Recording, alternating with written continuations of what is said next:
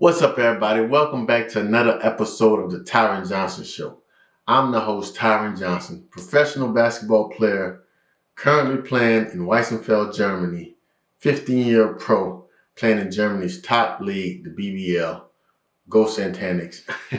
And I run this podcast. We talk about mental toughness and a bunch of other things dealing with sports and your everyday topics and subjects. All right. So with that being said, today's topic, I'm talking about how I had to take my respect. Some players get respected. They get respected by their name, what they do out on the court, where they're from. Well, I had none of that. I had no name. I didn't come from a place that was very prevalent of putting out athletes. My school was small, graduating class of about 27, 28. I didn't have no connections. I didn't have no big time coaches. I didn't have the media around. I had to go around and take my respect. I raised war against 5- and 4-star players. When I seen those guys, all I thought was kill or be killed. I'm about to steal your scouts. Someone's in this gym watching you. They're calling you a 5 or 4-star. It's up. You got to deal with me. That's what I was thinking. I'm a 0-star. I see this 5-star, every big player I played against, I had 25 plus. It's crazy. Even to this day, when we play against EuroLeague teams or the best teams in Europe, I have my best games. And that's also very sad because I should be at that level at all times. But I'm not perfect, right? I still got things I need to work on too. If I was perfect and I had this mentality, I might be in the NBA. But it's kill or be killed. I rage war against recruiting services. Like, how you guys not recruiting me? So whenever I seen them, I ain't spoke to them. I would see the recruiting people at the AU tournaments. They would want to be like, I would have a good game. They would want to take pics after to let people know who I am. I'm like, nah, I'm good. I didn't even want to take the pics. I wanted to be recruited. I wanted to get on these scouting services, but I'm like, nah, y'all just people with opinions. I'm going to make the noise. I'm going to take my respect. I'm going to create my own media. That was my mentality coming up from a very small rural place. And that's the mentality you have to have when you don't got no clout. You see, I was never the cool kid. I wasn't a lame, but I never passed the eye test. You're not going to see me. I run funny. My body shape kind of weird. Man, they started calling me grandpa at 12 years old. Like, I was never the guy that people thought would be a pro athlete. And I didn't know this. I'm very intuitive. I pay attention to my surroundings, and I could feel the energy when people did not take me serious as an athlete. I probably messed up a lot of relationships, man. I had a lot of guys that I knew that was 4-star, 5-star recruits, but I didn't want to talk to you. I didn't want to be your friend. I didn't want to hang out with you guys at the hotel at the AU tournaments. I didn't want to eat together. Nah, we're not following each other on social media. Nah, when you got to see me. You got something that I want. I ain't gonna rob you. I can't rob getting recruited. But I was like, nah, I don't understand how they're recruiting these people and they're not even looking at me. So I didn't want to be friends because I wasn't friendly. I was desperate. Right? That's the only way you could take respect. That's the only way you could get respect when you have no respect. So you got to take it. Right? They say earn. Okay. Earning is subjective because you got to pray and hope that somebody validates you. When you taking respect, when I'm playing against these guys, they're leaving the court like, who the hell is that? And it wasn't on skills. It was all on grit.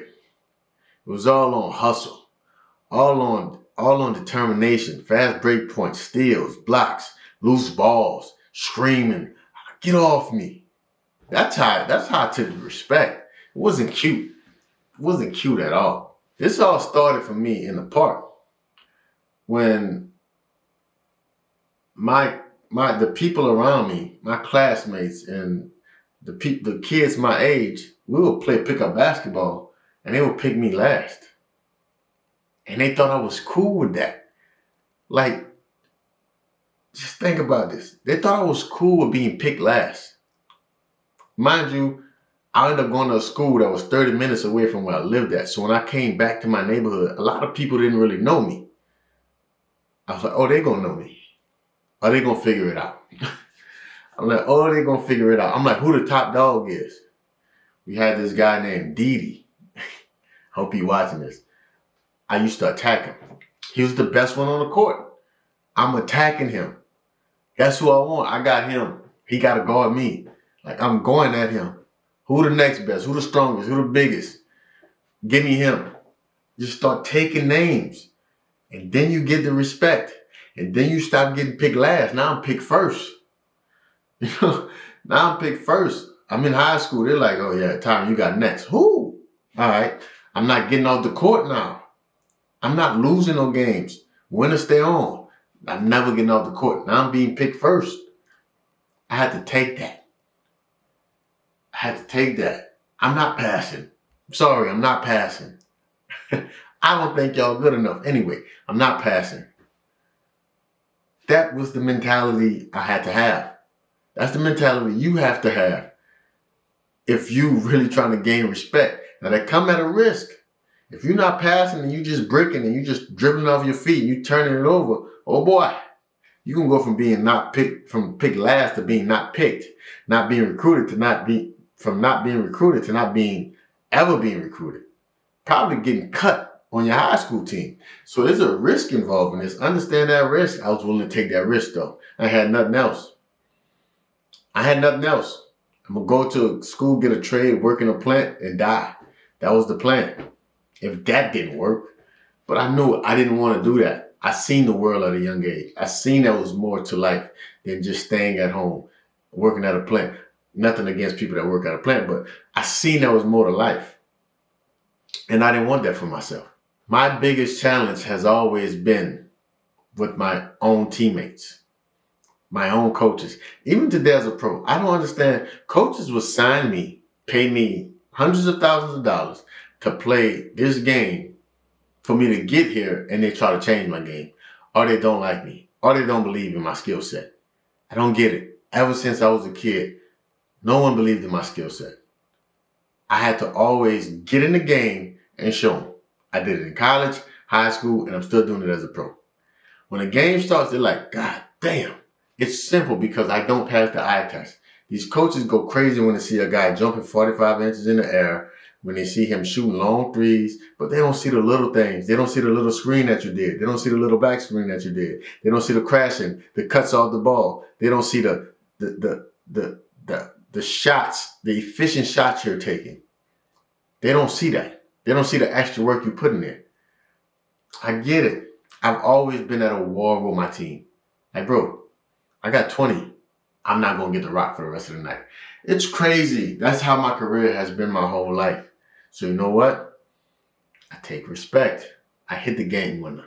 I get the big steal to turn the game around. I block the shot to set the tone. I hit the big three. Like you got to take them chances. And it works.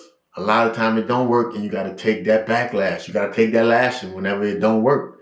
It don't come without some pain.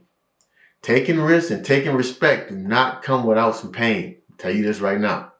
Taking risks and taking respect do not come without pain, because you're going to fail more time than you win. I'm telling you this right now. But I didn't trip that I wasn't the cool kid, that I didn't pass the eye test. There's power in that. See, a lot of people try to make you feel bad about that. Oh, you the lame kid. Nobody ain't feeling you. Oh, no, there's power in that. There's no expectations. Oh, it's no pressure. And it's unexpected. So I got an advantage. You don't expect me to be great. So it's easier to be great. You don't expect me to do great things. So if I fail, hey, it wasn't expected anyway. That's how I looked at it as a young kid, bro. I always looked at it as like, y'all don't expect, they laugh at me rapping. I still rap to this day. If my raps blew up, man, you know how many people that came and told me what my songs have done to them? That's a win for me. You know how many people have told me that what you've done in your career has inspired them? That's a win to me. So being a lame kid that nobody believed in, man, there's power in that. You strange. Being a strange kid, it's power in that. You don't want to be like everybody else. Everybody else is easy to get lost in the sauce. But when you're strange, when you lame, when you're not the cool kid, you stick out like a sore thumb. Because when you do something like, whoa, you see the other guy, he got all the girls, all the muscles. Yeah, he run a 4.3 40. Oh, he scored a touchdown. Oh, cool. Who is that kid? That kid is coachable. That kid is growing weekly. Hold up. We might find a needle in a haystack. That's where the power at. Don't be afraid to be that needle. Telling you, do not be afraid to be that needle. That's where the power at. I'm gonna leave you with this. Never let somebody decide your destination. Everything must be earned.